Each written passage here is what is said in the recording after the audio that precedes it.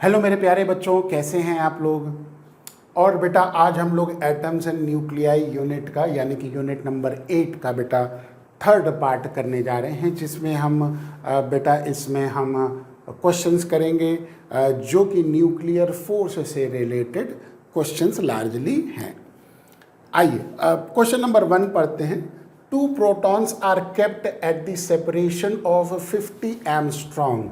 बेटा 50 angstrom 2 proton के बीच में काफ़ी बड़ी दूरी होती है और इस डिस्टेंस पे बेटा न्यूक्लियर फोर्स जो है वो नहीं लगेगी, तो इलेक्ट्रोस्टैटिक फोर्स उनके बीच में रिपल्शन जरूर लगेगा।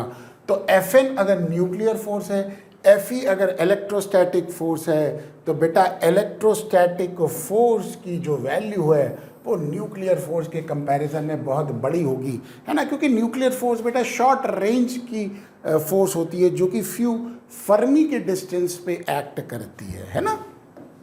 और एमस्ट्रॉन्ग तो वैसे भी बहुत बड़ी डिस्टेंस हो गई। चलिए नेक्स्ट क्वेश्चन पढ़ते हैं। क्वेश्चन नंबर 2 कहता है कि masses of nucleus neutron and proton Mn और Mp respectively if the nucleus is divided into neutrons and proton, उस कंडीशन में बेटा देखो होता क्या है, इसी को तो मास डिफेक्ट कहते हैं। तो मास डिफेक्ट जिसको हम डेल्टा M कहते हैं, ये बराबर क्या हो जाएगा, मास of the nucleus minus mass of the constituent particles जो होंगे उसके अंदर। अब कंस्टिट्यूएंट पार्टिकल्स क्या हो गया बेटा, अब A माइनस जेड तो नंबर ऑफ न्यूट्रॉन हो गया multiplied by mass of each neutron हो गया, प्लस Z इंटू MP, ये हो गया total mass of all proton, ये हो गया total mass of all neutron. तो कलेक्टिवली ये जो मास है ये न्यूक्लियॉन्स का मास है ना।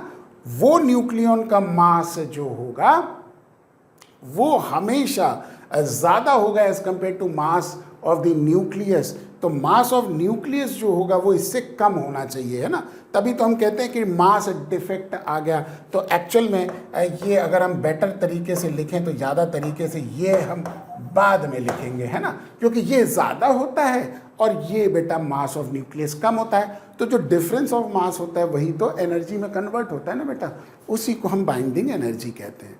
तो ये हमारे पास करेक्ट आंसर हो जाएगा कि न्यूक्लियस का मास, है ना, न्यूक्लियॉन के मास से कम होता है। ठीक है, ये हमारे पास आ गया।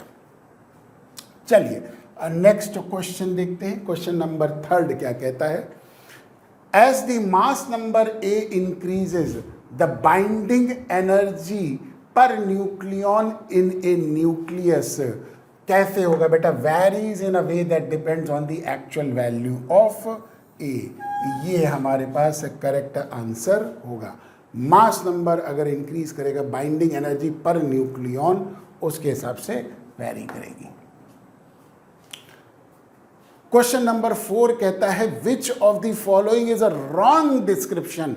बेटा इस चीज पे जरूर ध्यान दिया करिए, कई बार क्या है कि आप सही मार्क करके चले आते हैं। Wrong description of binding energy, तो रॉन्ग डिस्क्रिप्शन ये है बेटा कि sum of kinetic energy of all nucleons inside the nucleus, है ना, ये इसका जो है वो रॉन्ग डिस्क्रिप्शन है। ठीक है, बाकी सारे जो आंसर्स हैं वो बेटा बाइंडिंग एनर्जी की करेक्ट डिस्क्रिप्शन को समझाते हैं। नेक्स्ट क्वेश्चन करते हैं। क्वेश्चन नंबर 5 क्या कहता है, FPP 2 प्रोटॉन्स के बीच में न्यूक्लियर फोर्स, प्रोटॉन और न्यूट्रॉन के बीच में न्यूक्लियर फोर्स और 2 न्यूट्रॉन के बीच में न्यूक्लियर फोर्स। बेटा देखो न्यूक्लियर फोर्स हमेशा सेम वैल्यू की एक्ट करती है, चाहे वो 2 प्रोटॉन में हो, चाहे वो 2 न्यूट्रॉन में हो, चाहे वो 1 प्रोटॉन और 1 न्यूट्रॉन के बीच में हो। यानी कि ये करेक्ट आंसर होगा। ये बड़ा ही अच्छा क्वेश्चन है बेटा। ऐसा क्वेश्चन बेटा नीट में भी बहुत आता है, लेकिन आपके CUET के एग्जामिनेशन के पॉइंट ऑफ व्यू से भी बेटा ये बड़ा अच्छा क्वेश्चन है ना। तो इसको ध्यान रखिए, ऐसे क्वेश्चन की प्रैक्टिस ज़रूर होनी चाहिए। क्वेश्चन नंबर 6 कहता है in the following equation particle X will be. देखो बेटा यहाँ पे बीटा डीके हो रहा है, कौन सा, पॉजिटिव बीटा डीके हो रहा है, और पॉजिटिव बीटा से के साथ निकलता है न्यूट्रिनो, नेगेटिव बीटा के साथ निकलता है एंटी न्यूट्रिनो, है ना। तो पॉजिटिव बीटा है तो उसके साथ न्यूट्रिनो निकलेगा।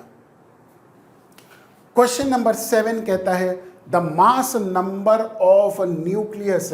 बेटा ये देखो, मैंने पहले भी बताया था कि sometimes equal to the atomic number, जैसे कि हाइड्रोजन के केस में वहां पे बराबर होता है, लेकिन कभी लेस नहीं होता, समटाइम्स इक्वल होता है मास नंबर, या हम ज्यादा होता है ना। तो ये चीज का ध्यान रखिए।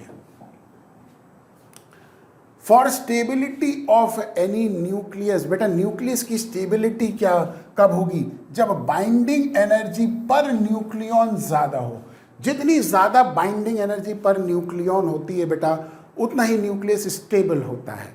तो अगर देखा जाए कि binding energy per nucleon maximum किसकी होती है बेटा, तो आयरन के न्यूक्लियस के लिए होती है, जो कि लगभग 8.7 मेगा इलेक्ट्रॉन वोल्ट होती है पर न्यूक्लियॉन।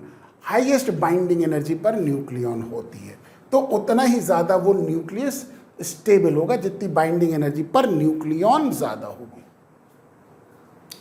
क्वेश्चन नंबर 9 कहता है the binding energy of deuteron is 2.2 mega electron volt and that of helium is 28 if 2 deuterons are fused. बेटा देखो, मान लो ये हमारे पास 2 ड्यूट्रॉन हैं, फ्यूज करके मान लीजिए हीलियम बनाते हैं, है ना। नॉर्मल कंडीशन में तो बनाएंगे नहीं, तो फ्यूजन रिएक्शन के लिए फेवरेबल कंडीशन होनी चाहिए।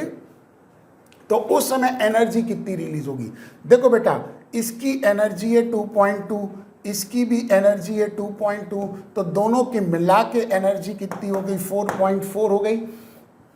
और इसकी हीलियम की बाइंडिंग एनर्जी पर न्यूक्लियॉन कितनी है बेटा? 28 मेगा इलेक्ट्रॉन वोल्ट है। तो 4.4 से 28 मेगा इलेक्ट्रॉन वोल्ट होनी चाहिए। तो डिफरेंस कितने का हो गया? 28 माइनस 4.4 हमने कर दिया। ओके, तो ये हो जाएगा 6, हाँ जी, और ये हो जाएगा 23.6। ये मेरा आंसर आ जाएगा। ठीक है, ऐसे करेंगे। ठीक है, तो जो दोनों का डिफरेंस है वही एनर्जी रिलीज होगी, है ना। बाइंडिंग एनर्जी क्या होगी? Energy release during the formation of nucleus, वही हुआ। क्वेश्चन कह रहा है कि binding energy per nucleon is of the order. बेटा बाइंडिंग एनर्जी का जो ऑर्डर है वो मेगा इलेक्ट्रॉन वोल्ट होता है, कैपिटल M।